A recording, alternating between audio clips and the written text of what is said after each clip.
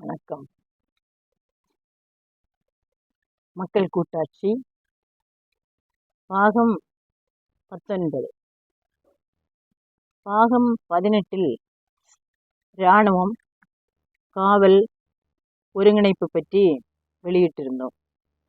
தற்போது பாகம் 19 சட்டம், நீதி பரிபாலனை பற்றி பார்ப்போம். 4 சட்டம், நீதி பரிபாலனை.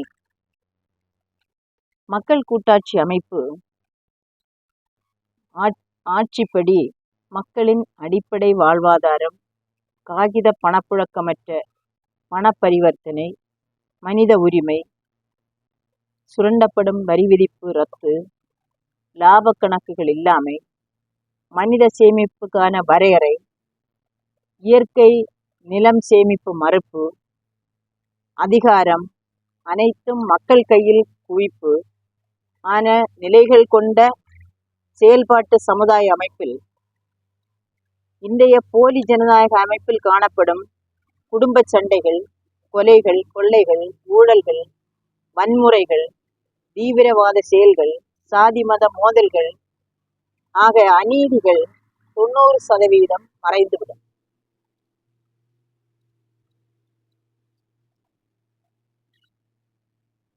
இந்நிலையில் நீதியின் தேவை என்பது போலி ஜனநாயக குணாம்சங்களில் ஊறிப்போனவர்கள் புரியும் போலி ஜனநாயக குற்றச் செயல் ஊற்று சிறு அளவில் ஏற்படத்தான் செய்யும் என்பதை காண தவறக்கூடாது. இன்னும் சொல்லப்போனால் முரண்பாடுகள் என்பது இயற்கையில் தோன்றுபவை. இந்த இயற்கை முரண்பாட்டை விஞ்ஞான அறிவாற்றல் மூலம் அழிக்க முடியும். அனைத்து மனித உடலிலும் விஞ்ஞானத்தை உட்புகச் செய்வதன் மூலம் தடுக்க இயலும். அதற்கு மனித சமூக வளர்ச்சியில் இன்னும் சில கால அவகாசம் தேவைப்படும் என்பதை கருத்தில் கொண்டு நீதி பரிபாலனைக்கு வழிகாட்டப்படுகிறது. மக்கள் கூட்டாட்சி நடைமுறை செயல்பாட்டில் குற்ற செயல்கள் எப்படி நிகழும் என்பதை இப்போதே கணிக்க இயலாது.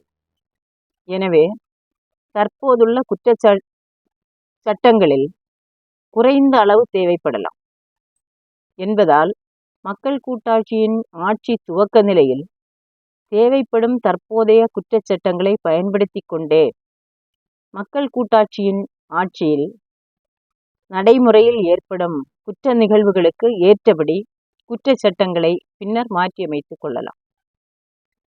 சட்ட ஒழுங்கு பிரச்சினை ஏதேனும் மக்கள் கூட்டாட்சி பேரவைக்குள் ஏற்படுமேயானால் வட்ட ஒருங்கிணைப்பு மையம், மாவட்ட ஒருங்கிணைப்பு மையம், மாநில ஒருங்கிணைப்பு மையம், தேசிய ஒருங்கிணைப்பு மையம், இராணுவம், காவல் ஒருங்கிணைப்பு நடவடிக்கைகள் ஏற்படுத்தி ஒழுங்கு பிரச்சினைகளுக்கு தீர்வு காணலாம். குற்ற செயல் நிகழ்விற்கு உடனடி புலனாய்வு மேற்கொள்ள இராணுவம், காவலர் இருவரையும் மையம் பொறுப்பாக்கப்பட வேண்டும். புலனாய்வு என்பது உண்மைத்தன்மையை கொண்டதாக இருத்தல் வேண்டும். குற்ற செயலுக்கு உட்படும் எவரையும் விசாரணை என்ற பெயரில் துன்புறுத்துதல் கூடாது. சட்டம், நீதி பரிபாலனையின் தொடர்ச்சியை அடுத்த வெளியீடான 20வது பாகத்தில் பார்க்கலாம். எங்கள் வெளியீட்டை வரிசைப்படுத்தி பார்க்க உங்கள் யூடியூபில் மக்கள் கூட்டாட்சி என்று பதிவு செய்து கொள்ளுங்கள். தொடர்ந்து பாருங்கள், லைக் செய்யுங்கள், சப்ஸ்கிரைப் செய்யுங்கள். அனைவரும் தொடர்ந்து நிகழ்ச்சிகளை புரிந்து கொள்ளுங்கள். நன்றி, வணக்கம்.